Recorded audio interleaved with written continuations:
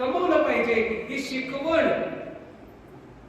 असो ऐसा कोठे आठवची नाही देहीच विनेही भोगू दशा कुठे आहे कुठे नाही आम्हाला माहित नाही किंबहुना असा कुठेच नाही अशी जागा नाही आणि देहातही राहून आणि विदेहातही राहून आम्ही आमच्या कर्मांचं भोगले सगळं संपवलं आता आम्हाला काही फरक पडत नाही उरले काय फक्त तो त्याचं नामस्मरण आणि त्याच्या नामस्मरणाचं मार्गदर्शन करणारे संत